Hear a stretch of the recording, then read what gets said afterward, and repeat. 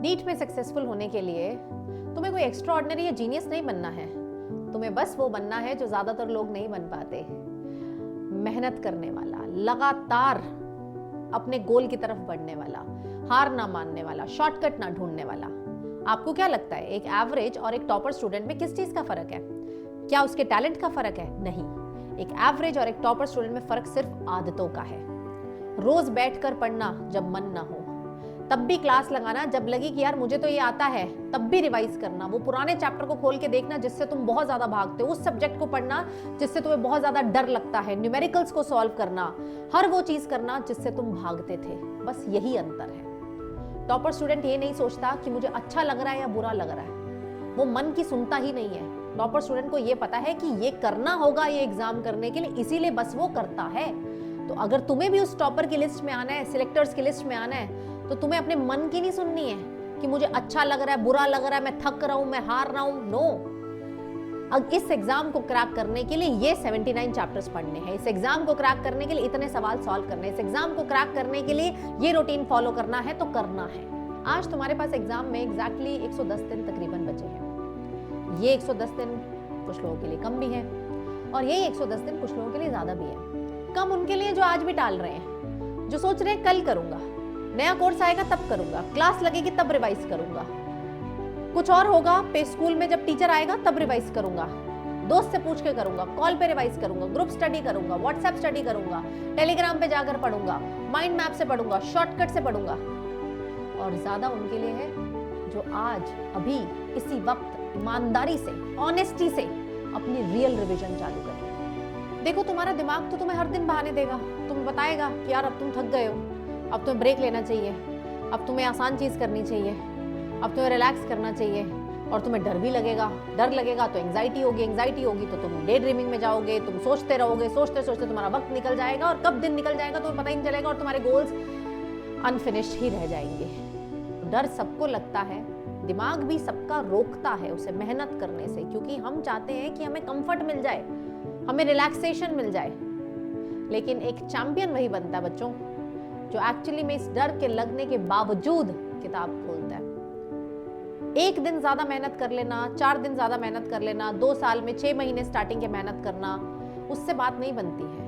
Consistency is the key to success. हर दिन थोड़ी थोड़ी मेहनत करना, हर दिन लगातार लगे रहना, कछुए की चाल चलना, उससे आप सिलेक्शन निकाल पाते हैं। तो परफेक्शन को मत ढूंढो कि कोई दिन आएगा जिस दिन तुम परफेक्टली 16 घंटे काम करोगे। नो, कंसिस्टेंसी को ढूंढो। एक दिन 16 नहीं हुआ, 5 सही, 5 से शुरू करो, 5 के बाद धीरे धीरे वो बढ़ेगा, 7 तक आएगा, 10 तक आएगा, 11 तक आएगा, लेकिन मेहनत हमें हर दिन करनी है। तुम्हें क्या लगता है नीट सिर्फ एक फिजिक्स केमिस्ट्री बायो की परीक्षा है?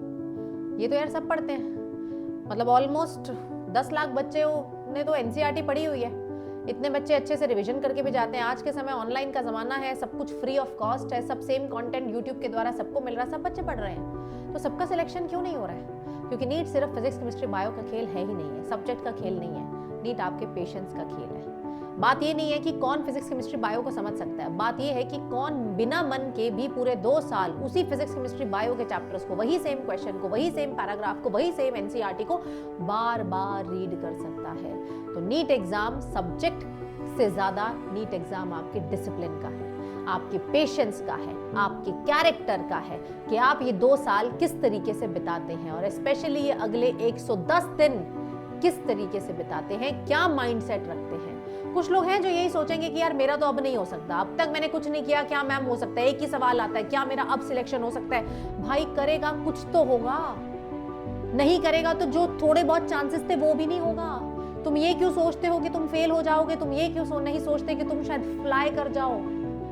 बहुत सारे मैंने ऐसे एग्जांपल्स देखे हैं जो लास्ट के 3 महीने में एक्स्ट्राऑर्डिनरी मेहनत करके अपना बेस्ट देकर कम से कम एक नियरेस्ट अच्छे सरकार, इफ नॉट एम्स, सरकारी मेडिकल कॉलेज तो निकाल ही लेते हैं। तो क्यों ना अपनी जिंदगी में से ये 110 दिन समझ रहे हो, 4 महीने भी नहीं होते हैं, 90 दिन, 3 महीने, उससे थोड़े से ज्यादा, क्या हम इतने दिन मेहनत नहीं कर सकते? क्या इतने दिन अपने माइंड को थोड़ा, जो इसमें सोच आ रही है फालतू की, उसको कंट्रोल नहीं कर सकते? क्या इतने दिन हम अपने आप को नहीं दे सकते? क्योंकि इसका रिजल्टेंट पता है क्या होने वाला है? इसका रिजल्टेंट होने वाला है तुम्हारा नाम बदलने वाला है। एक नाम तुम्हें अपने माँ बाप ने दिया होगा, may be Suhani, may be रहम, मे बी कौस्तुभ, जो भी नाम दिया है, लेकिन एक नाम तुम अब अपने आप को दे सकते हो। इस नाम के आगे सुहानी के आगे डॉक्टर लग सकता है, रहम के आगे डॉक्टर लग सकता है, कौस्तुभ के आगे डॉक्टर लग सकता है, विकास के आगे डॉक्टर लग सकता है। तो क्या तुम अपने एक नए नाम लेने के लिए, जो नाम मरते दम तक तुम्हारे साथ रहेगा, फिर तुम्हें कोई सुहानी नहीं बोलेगा, फिर तुम्हें डॉक्टर साहिबा बोला जाएगा। तो डॉक्टर साहिबा बनने के लिए क्या हम अपनी जिंदगी के 110 दिन अपने आप से मैक्सिमम मेहनत नहीं निकाल सकते? मैं मानती हूँ कि यार मैम बहुत डर लग रहा है कि नहीं होगा, लग रहा है कि मैंने मेहनत नहीं की है, मैं मानती हूँ, और ये डर सबको लग रहा है। लेकिन कुछ लोग हैं जो इस डर की वजह से रुक जाते हैं, सोचते हैं, सोचने पूरा समय निकाल देंगे। लेकिन कुछ लोग हैं जो इस डर के साथ ही पढ़ रहे हैं, इसी के साथ ही मेहनत कर रहे हैं, साथ ही क्लास लगा रहे हैं, साथ ही रिवीजन कर रहे हैं। क्योंकि क्या पढ़ना है, क्या नहीं पढ़ना है, ये तुम्हें पता है। कौन सी किताब से पढ़ना है, ये भी तुम्हें पता है। कौन से टीचर से पढ़ना है, ये भी तुम्हें पता है। तुम्हें सब पता है।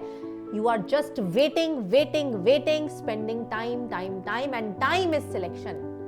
समय जिस दिन हाथ से निकला उस दिन सब कुछ चला जाएगा। देखो 3 मई मोस्ट प्रॉब्ली तुम्हारा एग्जाम 3 मई को होगा। 3 मई को शाम को 5 बजे तुम अपने साथ 2 चीजें लाइफ लॉन्ग कैरी कर सकते हो। 2 में से कोई एक चीज, या तो तुम अपने साथ कैरी कर सकते हो जिंदगी भर का रिग्रेट कि काश मैंने पढ़ लिया होता, पेपर तो इतना आसान आया था यार, मैं कर सकता था। अगर मैंने वो 110 दिन अपने यूज किए होते, पिछले 3 महीने यूज किए होते, तो मैं कर सकता था।